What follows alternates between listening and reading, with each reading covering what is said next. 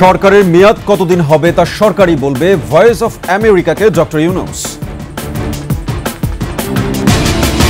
Dummy নির্বাচনের কারিগর সাবেক সচিব জাহাঙ্গীর সহ 2 সাবেক এমপি রিমান্ডে। থামছে না গার্মেন্টসে অস্থিরতা, 18 দফার দ্রুত বাস্তবায়ন চান শ্রমিকরা, গুজবে কান না দেওয়ার আহ্বান। বেক্সিমকো শেয়ার কারসাজিতে জড়িত 17 ব্যক্তি প্রতিষ্ঠানকে 428 কোটি টাকা জরিমানা। সুপার শপে পলিথিন নিষিদ্ধ, প্লাস্টিক দূষণ রোধে পুরোপুরি বন্ধের দাবি বিশেষজ্ঞদের।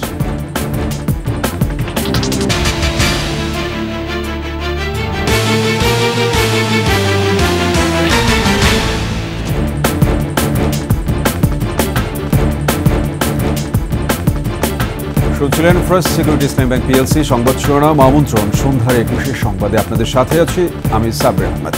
দর্শক, 21 টেলিভিশনের সংবাদ একই সাথে সরাসরি দেখতে পাবেন আমাদের ফেসবুক পেজ www.facebook.com/2124 অনলাইনে। এছাড়া সাবস্ক্রাইব করতে পারেন www.youtube.com/21ETV চ্যানেলে। এছাড়া সংবাদে আরও থাকছে, জুলাই অভ্যুত্থানে হতাহতদের সহায়তা অপ্রতুল, ভুয়া মুক্তিযোদ্ধাদের সম্পদ জব্দ করে তহবিল গড়ার আহ্বান।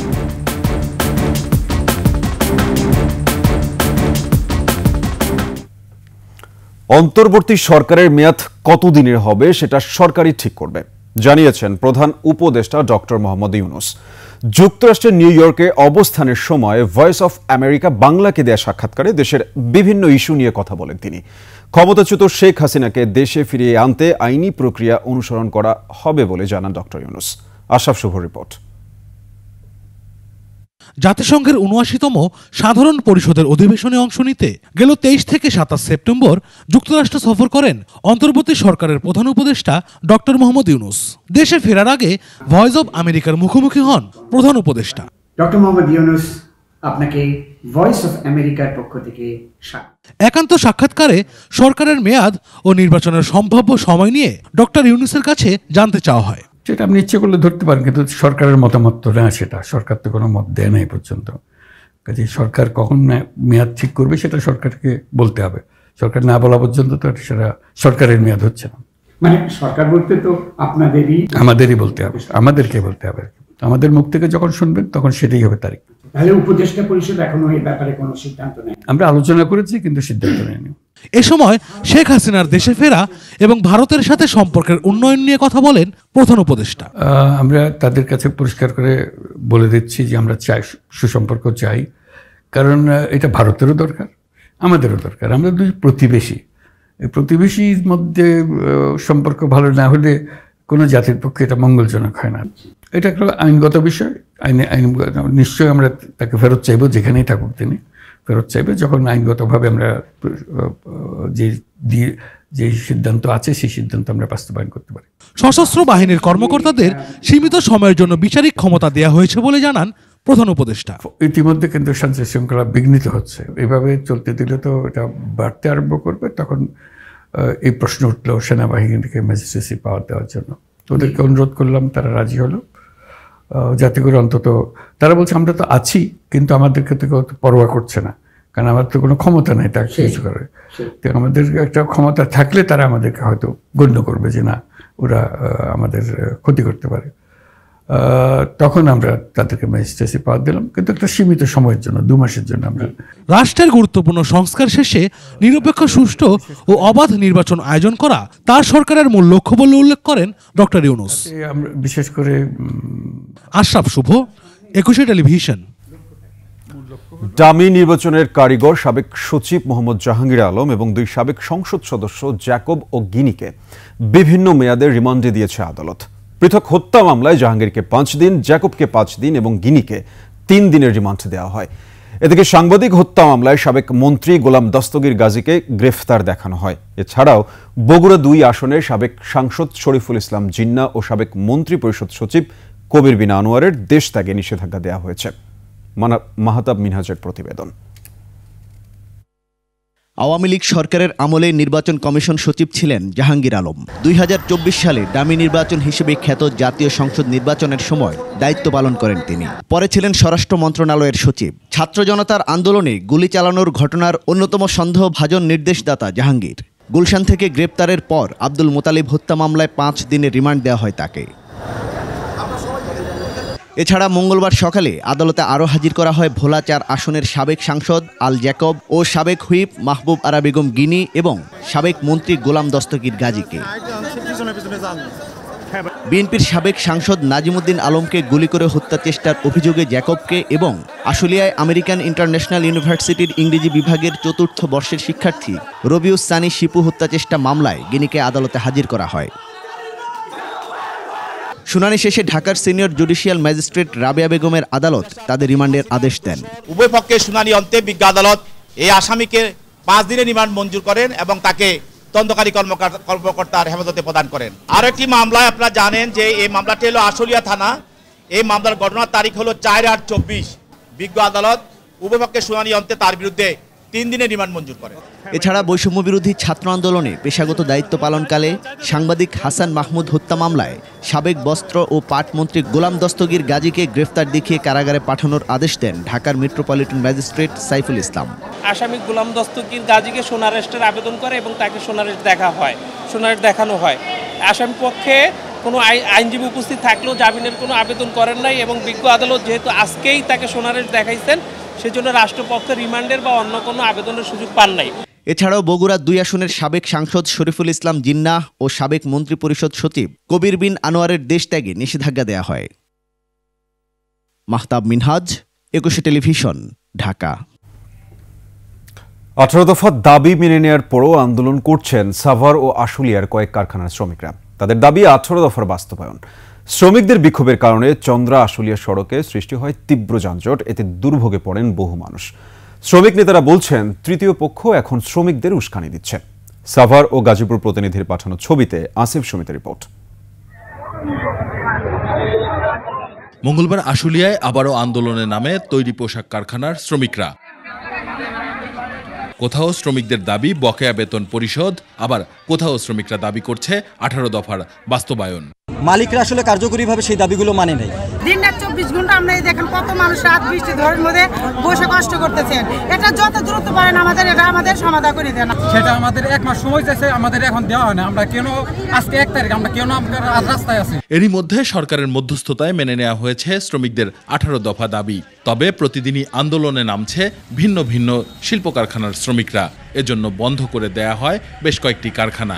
কলকারখানা, সেনাবাহিনী, ছাত্র সবাই মিটিং করছে, কোনো সিদ্ধান্ত দেওয়া হচ্ছে না। আমরা পাবো 1 মাসের স্যালারি, স্টাফরা পাবে 3 মাসের স্যালারি। না, আমাদের দাবি একটাই, টাকা দিবে, রাস্তা ছেড়ে দিবে। সোমবার এক শ্রমিক মৃত্যুর ঘটনায় জাহাঙ্গীরনগর বিশ্ববিদ্যালয়ের সামনের সড়ক অবরোধ করে শিক্ষার্থীরা। এসব আন্দোলনে ভিন্ন উদ্দেশ্য থাকার অভিযোগ করছেন শ্রমিক নেতারা। শ্রমিকদের আমি উদ্দেশ্যে বলবো, আপনারা কারো কথায় কান না দিয়ে সুন্দর সুষ্ঠুভাবে আপনার শিল্পটাকে টিকিয়ে রাখেন। ওইভাবে প্রভাব বিস্তার করতে পারছে না, তারা প্রেশন থেকে কলকাঠি নাড়িয়ে এই পরিস্থিতিটাকে অন্যদিকে ধাবিত করার চেষ্টা করছে। কারখানা কর্তৃপক্ষ বলছে সংকট নিরসনে উভয় পক্ষকেই আন্তরিক হতে হবে। শ্রমিকদের মধ্যে সুন্দর সম্পর্ক এবং কর্মপরিবেশটা সুন্দর রাখলে আমার মনে হয় প্রোডাক্টিভিটি বাড়বে। যে দাবি দেওয়াগুলো ছিল, কিছু পিছনের শক্তি ছিল, কিছু তাদের নিজস্ব দাবি ছিল। এখন মোটামুটি তারা এই যে উপদেষ্টা সহকারে যে মিটিং হলো বিজিএমইতে, তারপরের থেকে অনেক তারা পজিটিভ। এদিকে ঝুট ব্যবসাকে কেন্দ্র করে মঙ্গলবার গাজীপুরের জরুনে সংঘর্ষ হয় বিএনপির 2 গ্রুপের মধ্যে। এ ঘটনায় আহত হয় 5 জন। আসিফ সুমিত, 21 টেলিভিশন। আশুলিয়ায় গুজবকে কেন্দ্র করে শ্রমিক পুলিশ মুখোমুখি করা হয়েছে বলে অভিযোগ করেছেন শ্রম উপদেষ্টা আসিফ মাহমুদ। গুজব ছড়িয়ে গার্মেন্টসে অস্থিরতা সৃষ্টি করা হচ্ছে বলে অভিযোগ উপদেষ্টার। জড়িতদের চিহ্নিত করার কাজ চলছে বলেও জানান তিনি। গুলিটা এসেছিল শ্রমিকদের ভেতরে অনুপ্রবেশ করা কারো পক্ষ থেকে এবং ইতিমধ্যেই তাদেরকে শনাক্ত করা হয়েছে এবং তাদেরকেও আইনের আওতায় আনার ব্যবস্থা নেওয়া হচ্ছে। তার ফলে কিন্তু এই পরিস্থিতিটা তৈরি হয়েছে। আপনারা দেখেছেন দীর্ঘদিন ধরে শ্রম এলাকায় অসন্তোষ আছে, সেগুলোকে আমরা অ্যাড্রেস করার চেষ্টা করছি। অবশেষে আর্থিক শাস্তির আওতায় আনা হলো সালমান এফ রহমানের 17 সহযোগীকে। বেক্সিমকো লিমিটেডের শেয়ার কারসাজির অভিযোগে 17 ব্যক্তি প্রতিষ্ঠানকে 428 কোটি 52 লাখ টাকা জরিমানা করেছে বিএসইসি। বেক্সিমকো লিমিটেডের শেয়ার কারসাজির অভিনব ও ভয়ঙ্কর সব তথ্য এসেছে 21 টেলিভিশনের হাতেও। বিস্তারিত মেহেদী হাসানের রিপোর্টে। কিভাবে এবং কাদের দিয়ে শেয়ার কারসাজি করে পুঁজিবাজার লুট করতে হয় তার সবটাই জানা সালমানের। পুঁজিবাজারে তার অনুসারীর সংখ্যাও অনেক, তাই ভক্তরা তাকে দরবেশ ডাকতেই বেশি পছন্দ করেন। অবশেষে সালমান এফ রহমানের এমন 17 ভক্ত অনুরাগীকে জরিমানা করল পুঁজিবাজার নিয়ন্ত্রক সংস্থা বিএসইসি। বেক্সিমকো লিমিটেডের শেয়ার কারসাজির দায়ে 428 কোটি 52 লাখ টাকা জরিমানা করা হয়েছে। এত বড় অঙ্কের ফাইন কিন্তু আমাদের বাংলাদেশের পুঁজিবাজারের হিস্ট্রিতে আমরা দেখিনি। যেহেতু আমরা 5ই আগস্ট পরবর্তী সময়ে একটা সুশাসনের বাজার আশা করছিলাম, সবাই চাচ্ছিলাম যে যারা মাস্টার মাইন্ড তারা ধরা পড়ুক, তো তারই ফলশ্রুতিতে এই ধরনের একটা যেই ঘোষণা আমরা দেখলাম, এটা নিঃসন্দেহে সাধুবাদ জানানোর দাবি রাখে। যদিও ঢাকা স্টক এক্সচেঞ্জের তদন্তে এসব কারসাজি অনেক আগেই ধরা পড়ে, কিন্তু শেখ হাসিনার আমলে শিবলি রুবায়তুল ইসলামের কমিশন বিষয়টি চেপে যায়, কোনো ব্যবস্থা নেয়নি। এর আগে পরেও এদের নাম বিভিন্ন সময় এসছে, 2010-এর কথা যদি বলি, 96-এর কথা বলি, সবসময় এসছে, বাট কখনই কিন্তু তারা বিচারের মুখোমুখি হয়নি, যেহেতু একটা পলিটিক্যাল প্রেশার ছিল। সাধারণ বিনিয়োগকারীদের এতে কোনো প্যানিক হওয়ার কোনো কারণ নাই, কারণ এটা যেহেতু বড়দের কাজ, তাদের কাছ থেকে যদি টাকা সঠিকভাবে আদায় হয় এবং সামনে কেউ কিন্তু এই ধরনের কাজ করার ক্ষেত্রে অনেক সতর্ক হয়ে যাবে। বেক্সিমকো লিমিটেডের শেয়ার কারসাজির ভয়ঙ্কর তথ্য এসেছে 21 টেলিভিশনের হাতে। বিভিন্ন বিও অ্যাকাউন্ট ব্যবহার করে কিভাবে বেক্সিমকোর শেয়ার কয়েকদিনেই 156% বাড়ানো হয় তার প্রমাণ রয়েছে। এদিকে 8টি আইপিও এবং একটি রিপিট আইপিও পরীক্ষা নিরীক্ষার সিদ্ধান্ত নিয়েছে পুঁজিবাজার নিয়ন্ত্রক সংস্থা বিএসইসি, যার মধ্যে বেস্ট হোল্ডিংস, ইন্ডিটেক্স এগ্রো, লুব্রেভ বাংলাদেশ, রিংশাইন টেক্সটাইলস রয়েছে। এসব আইপিওতে ব্যাপক অনিয়ম ও অর্থলোপাটের বিস্তর বিশ্বাসযোগ্য অভিযোগ রয়েছে। নিশ্চয়ই কমিশনের কাছে সাবস্টেন্সিয়াল কিছু তথ্য তারা এসছে বলে এই 9টা কোম্পানির কথা বলেছে। মেহেদী হাসান, 21 টেলিভিশন, ঢাকা।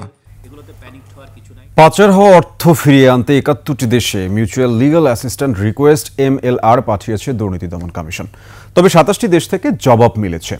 ইউরোপীয় ইউনিয়নের প্রতিনিধি দলের সঙ্গে বৈঠকে এ তথ্য জানান দুদক মহাপরিচালক মোহাম্মদ আখতার হোসেন। মাহিলা ইসলামকে সাথে নিয়ে বিস্তারিত জানাচ্ছেন দীপু শিকদার।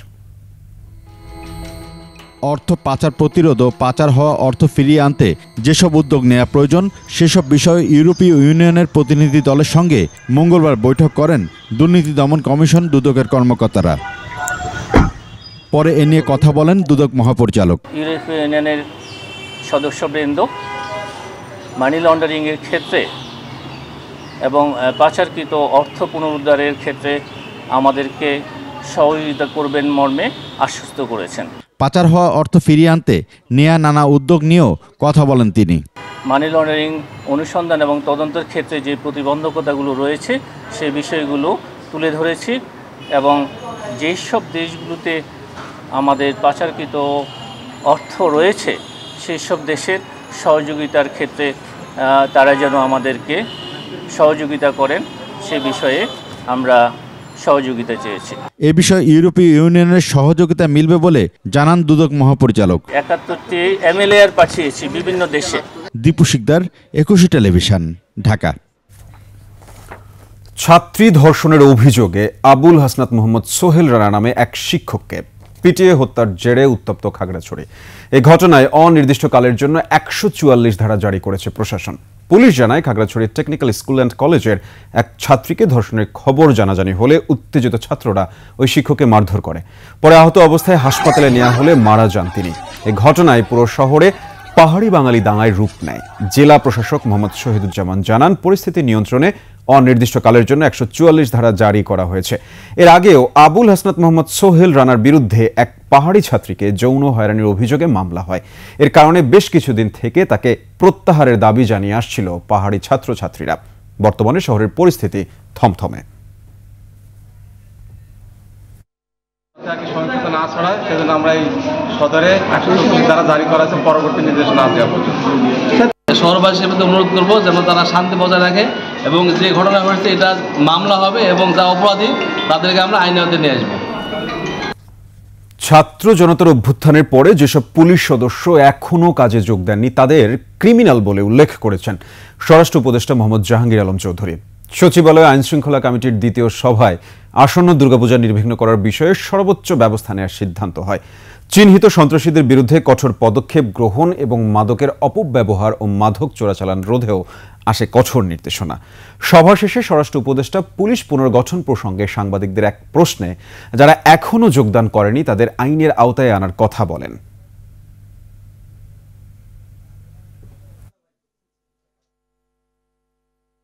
যারা যোগদান করে নাই তাদের আইনের আওতায় আনতে হবে। তারা আমাদের কাছে এখন মানে কি বলে, আর তারা আমরা পুলিশ বলবো না, তারা আমাদের কাছে এখন ক্রিমিনাল হিসাবে গণ্য হবে। শুধু পুলিশ না, পুলিশ নতুন নিয়োগ আমরা অলরেডি কনস্টেবলদের নিয়োগের জন্য অলরেডি অ্যাডভার্টাইজ করে দিছি।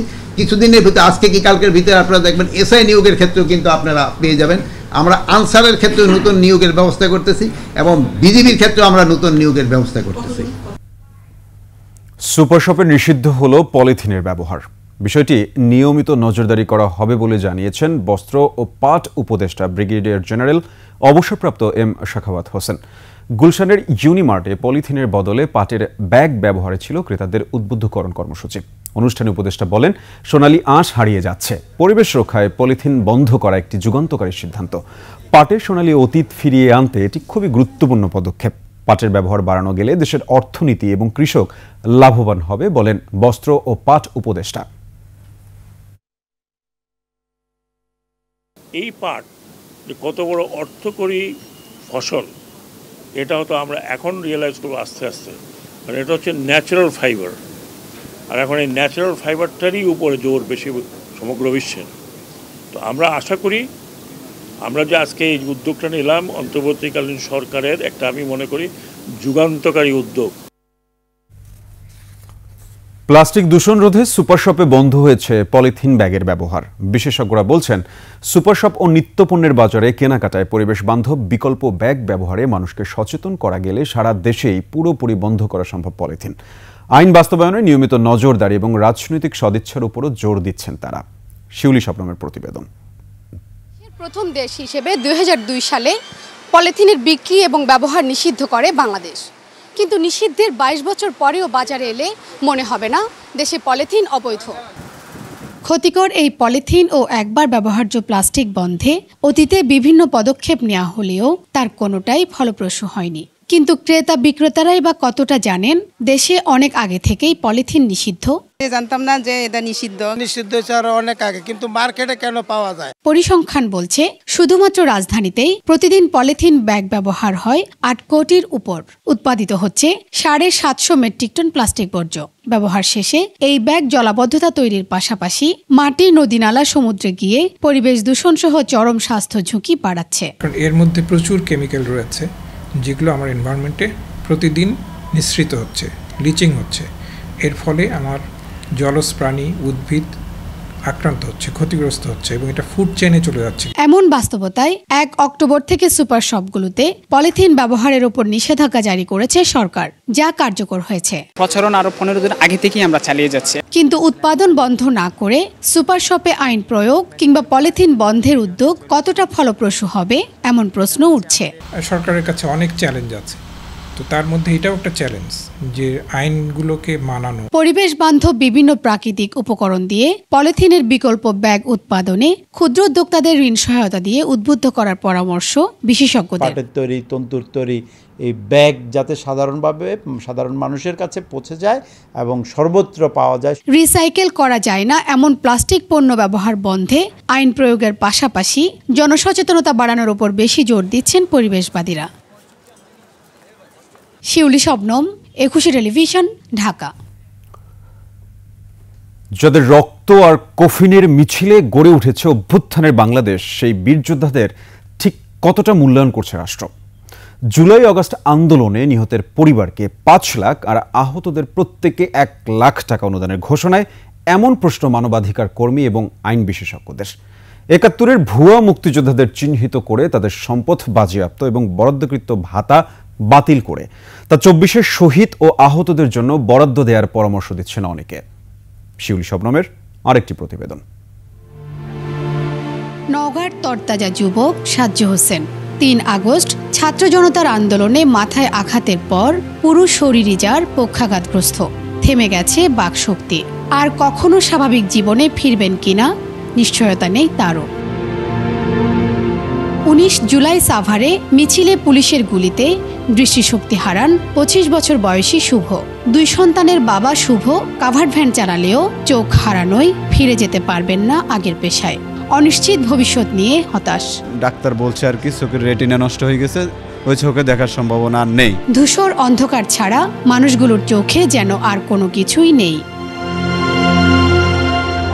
সরকারি হিসেবে ছাত্র জনতার অভ্যুত্থানে শহীদ হয়েছেন 717 জন, আহত হয়েছেন 25,000-এর বেশি। অভ্যুত্থানে শহীদ এবং আহতদের জন্য এখন পর্যন্ত 100 কোটি টাকার ফান্ড গঠন করা হয়েছে। এই ফান্ড থেকে যারা শহীদ তাদের প্রতিটি পরিবার পাচ্ছে 5 লাখ টাকা, আর আহতরা পাচ্ছেন 1 লাখ টাকা। ডাক্তার আমাদেরকে নিজেই বলছে যে এই পেশেন্টের ক্ষেত্রে অনেক সময় লাগবে, সেক্ষেত্রে 1 লাখ টাকা কিভাবে হয়? এই চিকিৎসাটা দীর্ঘমেয়াদী এবং আমাদের ভোগান্তিটাও দীর্ঘমেয়াদী, তো এখানে আসলে 1 লাখ টাকা পর্যাপ্ত হবে না। কিন্তু তারপর সরকার আছে অনুরোধ হচ্ছে যেটা বরাদ্দ করছে সেটা যেন আমরা সঠিক সময়ে ঠিকভাবে পেয়ে যাই। অন্যদিকে মুক্তিযুদ্ধ বিষয়ক মন্ত্রণালয়ের 2023 সালের ডিসেম্বরের তথ্য অনুযায়ী ভাতাভোগী মুক্তিযোদ্ধার সংখ্যা 2,40,173 জন। তবে গেজেটভুক্ত 1,83,000। ভুয়া মুক্তিযোদ্ধার সঠিক সংখ্যা এখনও চূড়ান্ত না হলেও তাদের সংখ্যা অনেক। একজন মুক্তিযোদ্ধা মাসে গড়ে সম্মানী ভাতা পান 22,250 টাকা, বছরে পান 2,67,000 টাকা। তবে যুদ্ধাহত ও খেতাবপ্রাপ্ত মুক্তিযোদ্ধাদের ভাতার পরিমাণ কিছুটা বেশি। এর বাইরে রয়েছে চিকিৎসা ভাতা, মাসিক রেশন সহ আরও সুযোগ সুবিধা। সব মিলে ভাতা বাবদ মুক্তিযোদ্ধাদের বছরে অন্তত দেয়া হয় 6,412 কোটি 62 লাখ টাকা। কিন্তু 24-এর শহীদ ও আহত যোদ্ধারা কতটা সুযোগ সুবিধা পাচ্ছেন উঠে এসেছে এমন মানবিক প্রশ্ন। এখনও তাদের জন্য মাসিক কোনো ভাতার পরিমাণ নির্ধারণ হয়নি। যারা ওই সময় মৃত্যুবরণ করছে তাদের পরিবারকে কেন উপযুক্ত পুনর্বাসন করা হবে না? যারা ওই সময় আহত হয়েছে তাদেরকে আর্থিক সুবিধা দেওয়া হবে না কেন? যে পরিমাণ আর্থিক সুযোগ সুবিধা 1971 সালের একজন মুক্তিযোদ্ধা পেয়ে থাকে, সেই সুবিধা কেন এরা পাবে না? বিশ্লেষকদের মত হলো শহীদদের এককালীন 1 কোটি ও আহতদের 50 লাখ করে সরকারি সহায়তা দেয়া হোক। এতে রাষ্ট্রের এককালীন মোট খরচ হবে 13,217 কোটি টাকা। এছাড়া প্রত্যেককে 30,000 টাকা করে মাসিক ভাতা দিলে মোট খরচ হবে 77 কোটি 15 লাখ 10,000 টাকা। বছরে খরচ 925 কোটি 81 লাখ 20,000 টাকা। এই অর্থের একটি অংশ ভুয়া মুক্তিযোদ্ধারা যে ভাতা নিচ্ছেন সেটা বন্ধ করে পাওয়া যাবে। বাকি অর্থ সরকার ও 2024-এর শহীদদের জন্য নানা প্রতিষ্ঠান গড়ে সেখান থেকে জোগাড় করা যায়। যেমন রয়েছে মুক্তিযোদ্ধা কল্যাণ ট্রাস্ট। তাদেরকে পানিশমেন্ট দেওয়া হবে না কেন? তাদের সম্পত্তি বাজেয়াপ্ত করা হোক, বাজেয়াপ্ত করে এদেরকে দেওয়া হোক। তো দেশের জন্য যেই আত্মত্যাগ করবে 71 থেকে এই পর্যন্ত সেই শহীদ, একটা ফান্ড খোলা হোক রাষ্ট্রীয়ভাবে। তারা যতদিন বেঁচে আছেন তাদেরকে কিন্তু ততদিনই আমাদের টেক কেয়ার করতে হবে, যেমন এই রাষ্ট্র মুক্তিযোদ্ধাদের ক্ষেত্রে করেছে। ফাউন্ডেশনের সাথে বাংলাদেশের যত এনজিও, যেমন সাজেদা ফাউন্ডেশন, আসুন্না ফাউন্ডেশন, তারপরে হচ্ছে ব্র্যাক থেকে শুরু করে যত ফাউন্ডেশন হচ্ছে এখানে এদেরকে নিয়ে কাজ করছিলেন আহত শহীদ নিয়ে, তাদের সঙ্গে কিন্তু একটা কোলাপ করা হচ্ছে। তারাও কিন্তু এই জুলাই শহীদ স্মৃতি ফাউন্ডেশনের সঙ্গে কাজ করবে। বেসরকারি হিসেবে 2024 শহীদের সংখ্যা 1,581 জন, আহত 31,000-এর বেশি। শিউলি শবনম, 21 টেলিভিশন, ঢাকা। নিচ্ছি সংবাদ বিরতি। যখন ফিরছি তখন অন্যান্য সংবাদের সঙ্গে আরও যা থাকছে। ভোটের 3 বছর পর চট্টগ্রামে বিএনপির শাহাদাতকে মেয়র ঘোষণার রায়, 10 দিনের মধ্যে প্রজ্ঞাপন জারির নির্দেশ। হত্যা মামলায় রানা প্লাজার মালিক সোহেল রানার জামিন আপিল করবে রাষ্ট্রপক্ষ।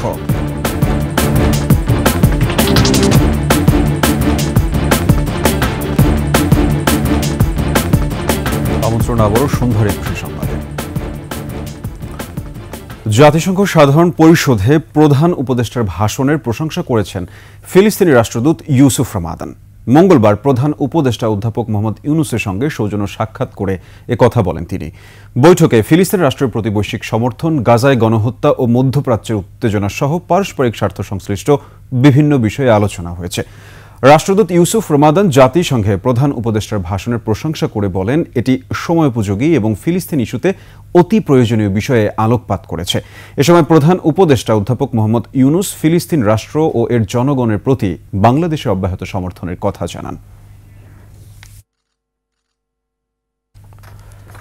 বিএনপি নেতা ডক্টর শাহাদাত হোসেনকে চট্টগ্রাম সিটি কর্পোরেশনের মেয়র ঘোষণা করে রায় দিয়েছেন আদালত। একই সঙ্গে আগামী 10 দিনের মধ্যে গেজেট প্রকাশের নির্দেশ দেওয়া হয়েছে। চট্টগ্রামের প্রথম যুগ্ম জেলা জজ ও নির্বাচনী ট্রাইব্যুনালের বিচারক খায়রুল আমিন এ রায় দেন। নির্বাচনে কারচুপির অভিযোগ প্রমাণিত হওয়ায় আওয়ামী লীগ প্রার্থী রেজাউল করিম চৌধুরীর বিজয়কে অবৈধ ঘোষণা করা হয়।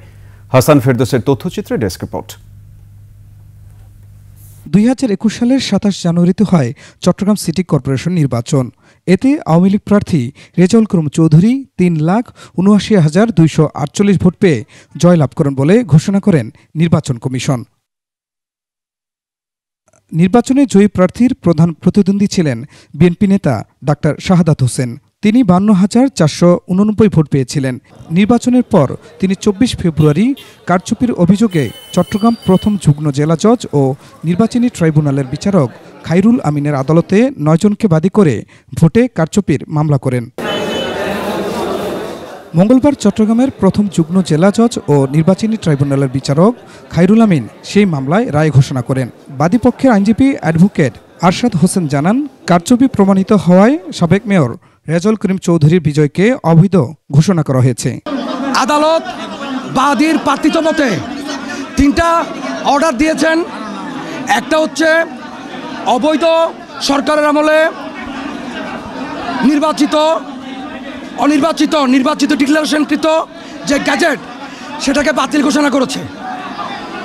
ডক্টর শাহাদাত সাহেবকে বৈধ ঘোষণা করেছে নির্বাচনে, এবং 10 দিনের মধ্যে ওনাকে দায়িত্ব বুঝে দেওয়ার জন্য ডিরেকশন দিয়েছে। রায় নিয়ে সন্তুষ্টির কথা জানান ডাক্তার শাহাদাত হোসেন। এই রায় যেটা আজকে অন্তর্বর্তীকালীন সরকারের আমলে ডক্টর ইউনূসের নেতৃত্বে আমরা আজকে পেয়েছি, আজকে বিচার বিভাগ যে স্বাধীন এবং আইনের শাসন যে প্রতিষ্ঠা হয়েছে, এই রায়ের মাধ্যমে সেটা প্রতীয়মান হয়েছে। 5 আগস্ট শেখ হাসিনা সরকারের পতনের পর 19 আগস্ট সিটি কর্পোরেশনের মেয়রদের অপসারণ করে প্রজ্ঞাপন দিয়েছিল স্থানীয় সরকার বিভাগ। খুরশিদ আল মুকুল, ডেস্ক রিপোর্ট, 21 টেলিভিশন। নোয়াখালীতে দায়ের করা রাষ্ট্রদ্রোহ মামলা থেকে খালাস পেয়েছেন বিএনপির ভারপ্রাপ্ত চেয়ারম্যান তারেক রহমান। সকালে নোয়াখালী জেলা জজ আদালতের বিশেষ বিচারিক আদালত এ রায় দেন। মামলায় তারেক রহমানের খালাস পাওয়ার ন্যায় বিচার পেয়েছেন বলে জানিয়েছেন বেগমগঞ্জ উপজেলা বিএনপির সভাপতি কামাখ্যা চন্দ্র দাস সহ আইনজীবীরা। 2015 সালের 27 ফেব্রুয়ারি বেগমগঞ্জ থানায় নোয়াখালী জেলা যুবলীগের যুগ্ম আহ্বায়ক একরামুল হক বিপ্লব রাষ্ট্রদ্রোহ মামলাটি করেন। পরবর্তীতে এ মামলায় তারেক রহমানের বিরুদ্ধে গ্রেপ্তারি পরোয়ানা জারি করেন আদালত।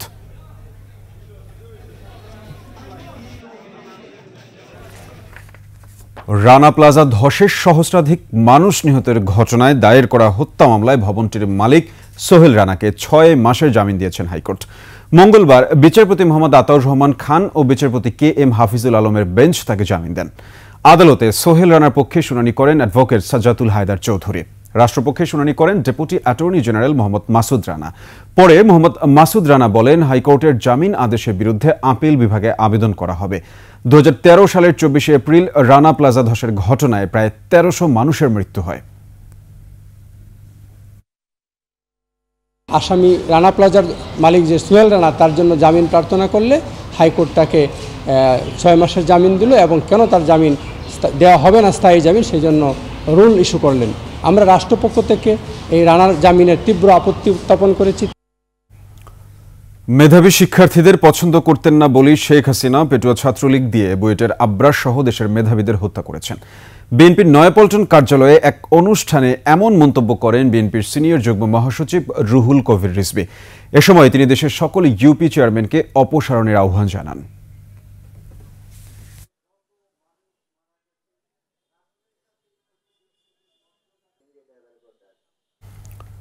তিস্তার পানি কমায় বন্যা পরিস্থিতির আরও উন্নতি হয়েছে লালমনিরহাট ও কুড়িগ্রামে, তবে কমেনি দুর্ভোগ। পানি কমার সাথে সাথে ভেসে উঠেছে ক্ষতচিহ্ন, বেড়েছে ভাঙনের আতঙ্ক। প্রতিনিধিদের তথ্যচিত্রে ডেস্ক রিপোর্ট। কমছে তিস্তার পানি। 48 ঘন্টার ব্যবধানে বিপদসীমার আরও নিচ দিয়ে প্রবাহিত হওয়ায় নিম্নাঞ্চলে উন্নতি হয়েছে বন্যা পরিস্থিতির।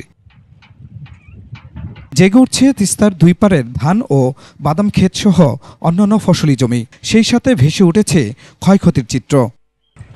খেলা মানুষের 20 খাস খেতা চলে গেল, যা খায় আমার বৃত্তি পালন হয় সেও চলে গেল। এদিকে তীব্র স্রোতে পানি নামতে শুরু করায় ভাঙন আতঙ্ক বেড়েছে দুপারের মানুষের।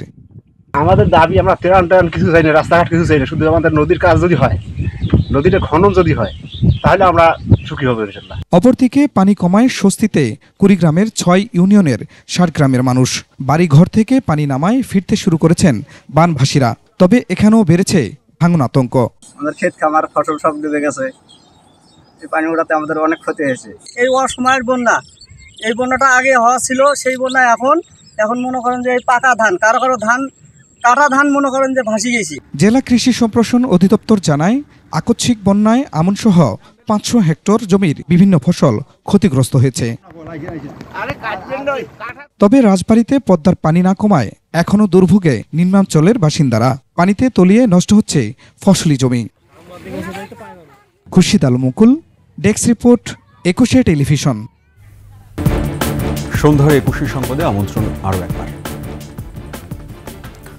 সুনামগঞ্জের ধর্মপাশে আশ্রয়ণ প্রকল্পের ঘরে আগুন লেগে ২ নারীসহ একই পরিবারের ৬ জনের মৃত্যু হয়েছে। সোমবার মধ্যরাতে উপজেলার জয়শ্রী ইউনিয়নের শিম এলাকার সরকারি আশ্রয়ণ প্রকল্পে এই ঘটনা ঘটে। ধর্মপাশা সার্কেলে সহকারী পুলিশ সুপার আলী ফরিদ ও ধর্মপাশা থানা পুলিশের ভারপ্রাপ্ত কর্মকর্তা ঘটনাস্থল পরিদর্শন করেছেন। অগ্নিকাণ্ডের ঘটনায় নিহতরা হলেন পরিবারের প্রধান এমারুল, তার স্ত্রী পলি আক্তার ও তাদের ৪ সন্তান পলাশ, ফরহাদ, ফাতেমা বেগম ও ওমর ফারুক। এদিকে আগুনের সূত্রপাত সম্পর্কে এখনও কিছু জানা যায়নি।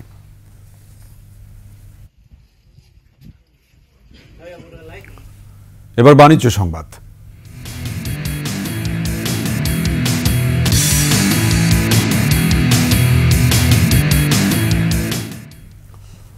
টানা চতুর্থবারের মতো ইস্পাহানি চতুর্থ বাংলাদেশ ওপেন স্কোয়াশ শুরু হয়েছে রাজধানীর আর্মি স্কোয়াশ ও টেনিস কমপ্লেক্সে।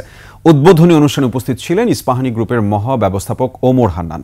৪ দিনের এই আন্তর্জাতিক টুর্নামেন্টে বাংলাদেশের সেরা খেলোয়াড়রা খেলবেন। ভারত, পাকিস্তান, মিশর, ইরান, শ্রীলঙ্কা সহ বিভিন্ন দেশের খ্যাতিমান স্কোয়াশ খেলোয়াড়রা। রংপুর, চট্টগ্রাম, গোপালগঞ্জ সহ দেশের বিভিন্ন ক্লাব ও প্রতিষ্ঠানে ৯০ জন খেলোয়াড় নিয়ে বিভিন্ন গ্রুপে প্রতিযোগিতার আয়োজন করা হয়। এই আয়োজনের মাধ্যমে বাংলাদেশ আবারও পেশাদার স্কোয়াশের ইভেন্ট আয়োজনকারী দেশের তালিকায় স্থান পেয়েছে বলে জানান আয়োজকরা।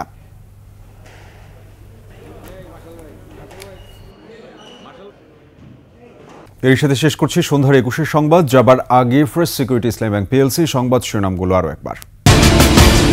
সরকারি নির্ধারণ করবে সরকারের মেয়াদ কতদিন, ভয়েস অফ আমেরিকাকে ডক্টর ইউনূস।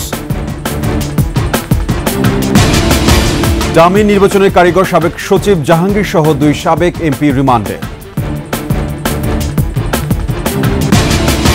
থামছে না গার্মেন্টসে অস্থিরতা, ১৮ দফার দ্রুত বাস্তবায়ন চান শ্রমিকরা, গুজবে কান না দেওয়ার আহ্বান।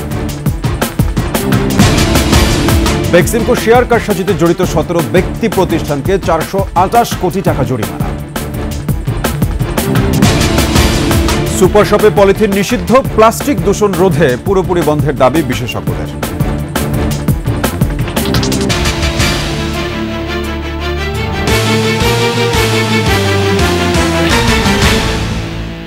দর্শক, সর্বশেষ সংবাদ জানতে ডায়াল করুন 202 নম্বরে আর ভিজিট করুন 21-tv.com এই ওয়েবসাইটে। ফেসবুকে ভিজিট করতে পারেন www.facebook.com/2124 অনলাইনে। এছাড়া সাবস্ক্রাইব করতে পারেন www.youtube.com/21ATV চ্যানেলে। এতক্ষণ সঙ্গে থাকার জন্য সবাইকে ধন্যবাদ। পরবর্তী সংবাদ রাত ৯টায় দেখার আমন্ত্রণ রইল। ২১-এর সাথেই থাকুন।